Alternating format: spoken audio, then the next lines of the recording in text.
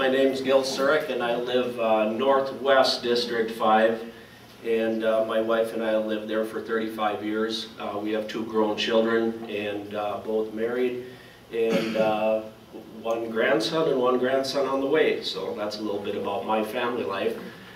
I grew up around New Prague, Minnesota, and we came here after I finished my schooling, and I worked for a general contractor in Rochester called Alvin E. Beneke. I was a carpenter job superintendent for him. I retired back in '08, and since then I've been going to council meetings or to county board meetings, and I'm really interested in the job. My political background is I was a school board member for Byron for 10 years, and during that time I learned a lot about working with people and for people and listening to people. And you know, I need to know what you want. The question was, what do you plan to do when you are a county commissioner? It's not what I plan to do. I have a couple examples on my brochure there, what kind of forced me into deciding to run.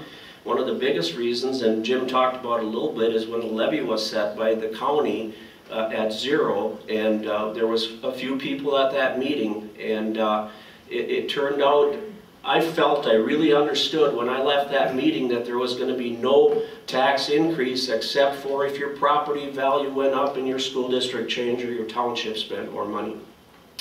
Then as the ball went, the taxes did go up because the state cut funding by some gimmick of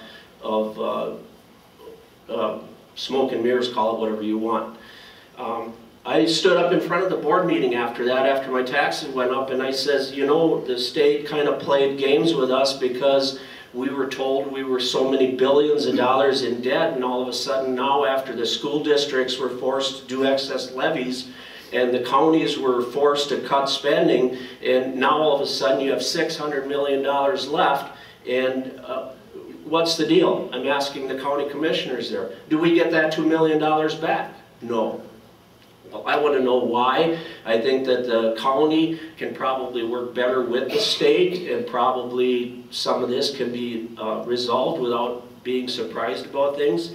One of the things that I'm going to mention, and I was at the board meeting today, and they talked a lot about law enforcement and how things go in the business of public law. I was reading the paper one night, and it was a story about some arrest that was made at a residence, and the officer made the comment, he says, this is a well-known meth lab house. In my life, I don't think those words should ever be used together, ever again or ever before. Well-known meth lab houses should not be an issue of discussion. Thank you.